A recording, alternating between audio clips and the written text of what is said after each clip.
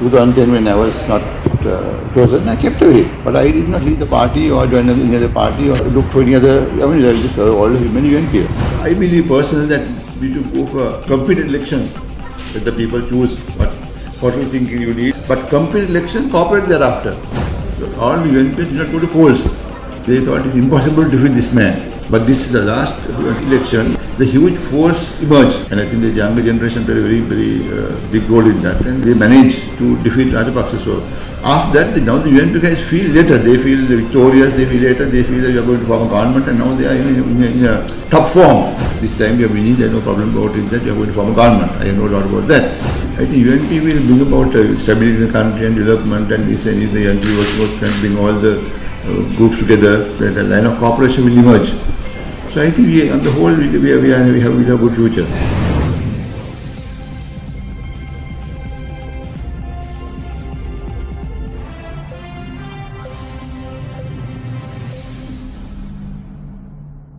We welcome you, Mr. Naika, I think to your first interview after a long hiatus with the Daily Mirror. Yeah.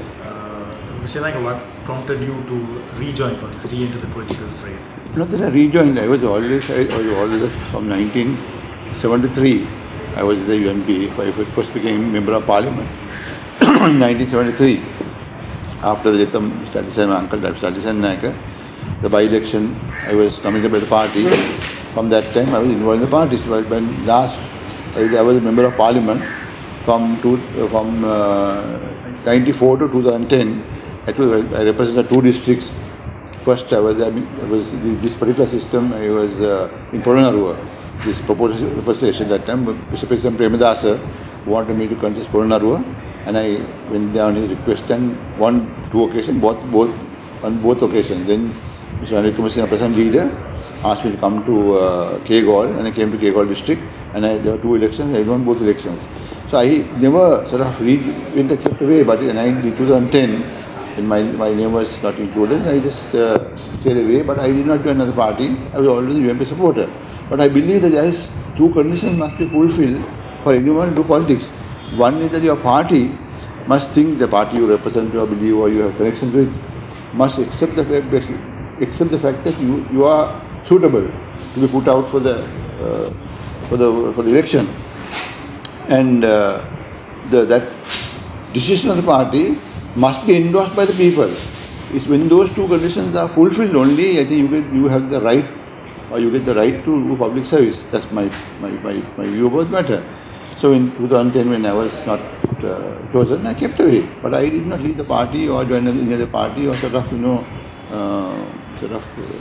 look for any other. I mean, I just all the human UNP. So Mr. Naika, the lead up to you being kept away in 2010 on the national list, I believe was an internal power struggle that was within the UNP. No power struggle. That's a mistake. I think there was after elections, he was under tremendous pressure to appoint by one different parties that helped us in the election, wanted more slots for their parties, and so he was under a lot of pressure. So he probably, that may be why he kept me out as the thing. I don't know. But I think there was no power struggle at all. And did it hurt you to be left out? Of course, I mean, but it gets hurt when you find that your party doesn't nominate you. Then you feel that. But I never asked for it. I never asked for this position. I never put then maybe reasons beyond his control prompted him to do that. But there is no hard feeling. There is no hard feeling between us at all. Nothing. So Mr. Naika, we come to 2015 where we have seen a complete turnaround of some sort. I won't go to say a complete turnaround, but there's been some sort. You have been active. You come from a political lineage. You have seen these things happen. What is your personal view on what has been happening? What we witness today? No, there is a huge, I think there was the younger generation, and there's a huge sort of people's expectation of change, of wanting a change. They probably after a long period of sort of being under President Rajapaksa, people felt that there should be a change, and then the people were getting sort of fed up with the system. And also there was a lot of abuse of power, I mean, by certain members of parliament, some ministers. You see, those are things that sort of maybe younger generations completely sort of alienated them from the government, and also the minorities felt that they were very uncomfortable with the regime, and they in bloc supported the opposite camp, the anti-Rajapaksa group. So it was really anti-Rajapaksa group that emerged with different political color, different political thinking, but they merged to defeat him, and that was that was a success story. Yeah. And do you believe it was a good move, Mr. Naik, were you against the administration? No, nothing but me being a person against administration, but I think it's the thing that general people believe. They were the general people, the IM who are against his material, but general belief was that there should be change, and that was the thing that done. Being a UNP, my support was also there, but unfortunately, the group, different groups joined us, and fortunately we got the opportunity to. And can you draw parallels, Mr. Naik? You have, again, I'm saying this because you have seen, been part of that. Can you draw parallels to this sort of within the past post-independence history? Can you draw parallels of this sort of situation having happened before? Not exactly. I don't think there is. I don't think you can draw a parallel, because this was sort of after a long period of administration, the people changing government. But I don't think they can draw a parallel to this past instances where Sir John Kuthala lost to Mr. Bandaranaike Naika. There probably that was also probably some sort of a parallel there, because Sir John Kuthala, there was a huge group of people, political people who groups who joined hands with Mr. Bandaranaike to defeat Sir John Kuthala, the UNP government. At that time, UNP had, under Mr. Adya Senaka, the UNP won a 2/3 majority. First time in Sri Lanka, the UNP National Party won a 2/3 majority. Was in 1953 elections. He won, and then after 1.5 years, he chucked up politics because he was fed up of politics, and he was also not well. So he chucked up and went away. And Sir John Kuthala became leader. And against him, this huge host of the masses, joined Mr. Bandaranaike. That is the only parallel I can draw for this situation. He became, he was identified, Sir John was identified as an autocrat and that sort of thing. I don't know. I'm not saying it's true or false, but people felt very uneasy with his leadership, and there was a huge concentration of forces or different political thinking, and they joined hands and they defeated Sir John in UNP, and we came down to 8 seats. The party that had 2/3 majority in parliament was dropped to 8 seats. So this is I'm not saying it's a parallel, but there's some sort of a. So now we're coming to we are an impending general election. What do you feel like the ethos of the masses are today? Do you think they have the past general election, if you take 2010 or the elections that were held during last year, the provincial council elections, the Rajapaksa administration or the administration led by Mr. Rajapaksa triumphed. Do you think there has been a shift towards the UNP now? Yes, of course. What happened in the UNP, if you look at all the past elections where we have lost for 20 years, apart from the small capture of power, the basic UNP, all the UNP did not go to polls. They really felt that there was, they thought it's impossible to defeat this man. That was the general belief of the UNP. And the apathy was there and the defeatist attitude was there. So most people did not go to polls. But this is the last 2008 election when their general secretary crossed over and joined all these groups who are pro-UNP, anti-UNP and all different minorities, all this put together. The huge force emerged. And I think the younger generation played a very, very big role in that. And then they managed to defeat Rajapaksa. So after that, now the UNP guys feel later. They feel victorious. They feel later. They feel that we are going to form a government, and now they are in a top form, if you say the word. On the other hand, the PA supporters are sort of in a quandary because they don't know which group is going to emerge. Is this a Rajapaksa group, or is this a Maitri group, or is this a Chandrika group? There are a number of groups, and they are fighting among each other. That has demoralized most of their supporters. So that's why we had advantage and we are sure to win this election. Your electorate, Mr. Naik, are you confident of how do you see? I don't have elected. I was given the responsibility to organize the district. I'm a district organizer for Kegal. And I have taken the responsibility when I was told, my target is to get, we are winning this time, we are winning, there is no problem about it, that we are going to form a government. I have no doubt about that. But my duty is to see that K-Call district is won by the UNP.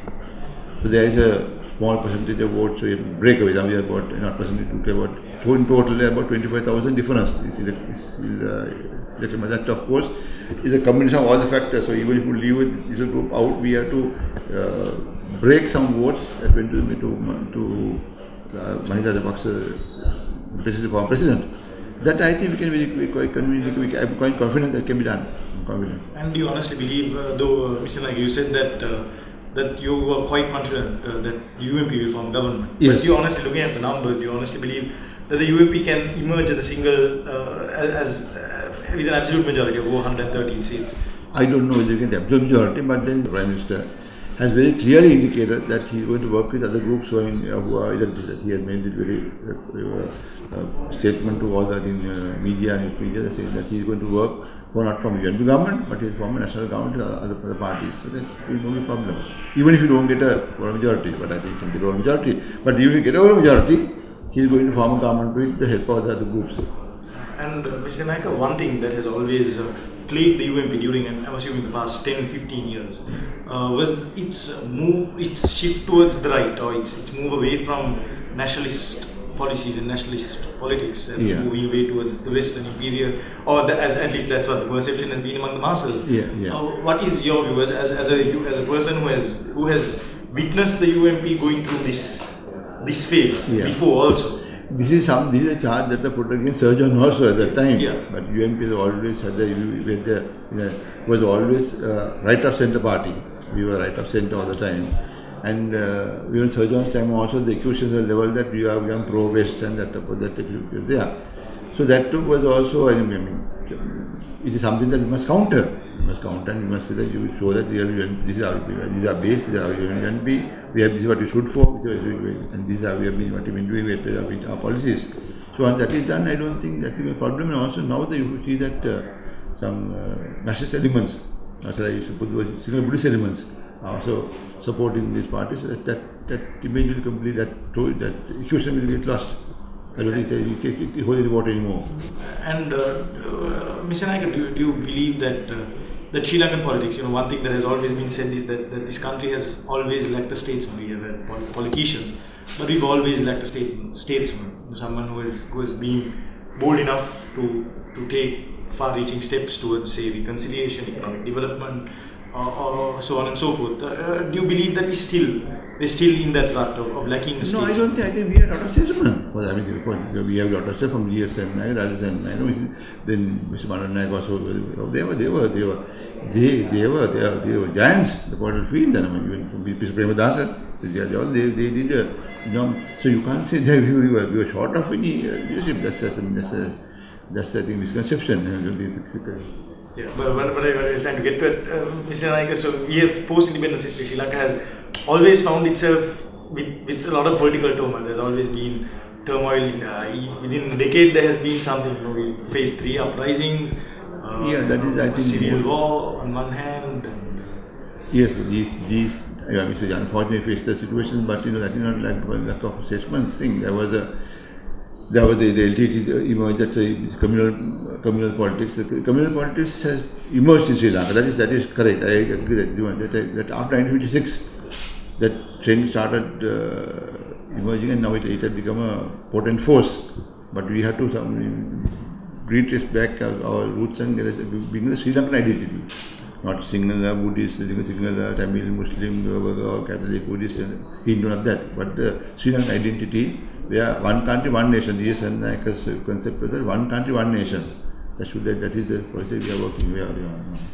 Mr. Naik, do you believe that, this is a question, do you believe that the executive presidency is a good thing, is a positive, but what is your view on the executive? You have both, before, executive presidency may be important to bring the nation together. I mean, Mr. Jayajavadana advocated that. I don't think he expected half these problems to come. But at the same time, the leaders who became the president of this country was involved in a lot of abuse of power.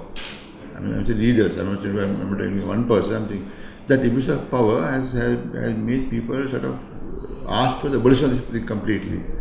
But I think we can come to a sort of a half-image engine to cut down most of these unnecessary powers and being a person who is more responsible to Parliament and who will play an important role in bringing these diverse groups together. If that is done, if that can be done, if that is done, then it's asset.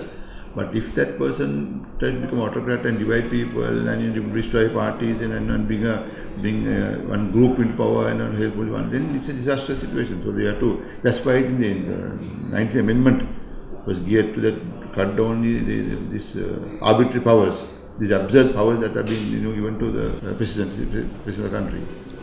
Mr. Naik, are you a proponent of the system of parties, this two-party system that exists in this country? It's a reality now, whether we like it or not. The two-party system is there. And that is the two major parties have been there, and the party system is absolutely necessary for a person to show express their thoughts, their allegiance, their thoughts, their point of view. If you don't have party system, then you don't know how are you going to express your political thinking. That is difficult. But so I believe personally that we should go for competent elections. That the people choose what political thinking you need, what representatives who represent that thinking, whatever thinking. But competent elections, cooperate thereafter. That has been the concept I have been advocating right throughout my political career. We must compete elections, but cooperate thereafter, because even the opposition should not be there to destroy everything the government does. And the government is not there to destroy the opposition. It should be where you compete elections, give the people the choice to vote however they like, and thereafter take the decision and then work together, cooperate thereafter. And Mr. Naik, you joined, you member of Parliament in 1973. Yeah. Now it's 2015. 40 years since you. 2 years. What is your from the Parliament of yesteryear and today, or what you see as the election today? Can you just give us a comparison? Election or the Parliament election, both. The election mostly that those days it was more of like you represent one area, so it was very much easier to campaign, and also the voters could choose a representative. And there was also the new system, the proportional representation denied that, and it gave a sort of a leverage or sort of a edge towards the person who has the wherewithal, I mean, say financial, who is more powerful financially. But those days it was more of like a popularity and the people acceptance, and so I think that the whole system was, even though it had flaws, it gave a better parliament. I mean, first-class leaders emerged from all parties, from the UNP, from the SLP, from the LSSP, and the Marxist parties. They gave fantastic leaders came out, and people who were dedicated people. I mean, that calibre of people, I mean, you can't even think of having now, because it changed towards a sort of money-oriented politics. That is the curse that we have to remove now. And Mr. Naik, finally, you in the event the United National Party comes into power. What are your future plans personally? What are your future plans, and what do you envision this country going forward? No, I think UNP will bring about stability in the country and development, and the UNP can bring all the groups together, the breakaway fractions, they'll all come together, and I think the unity in the country, which is very important for development, and sort of that corporate thinking of that line of cooperation will emerge. So I think on the whole we have a good future. And finally, are you confident again, Mr. Naik, you will be triumph at the upcoming? Yes, of course. There's no doubt about it. So no doubt about that. Thank you very much, Mr. Naik.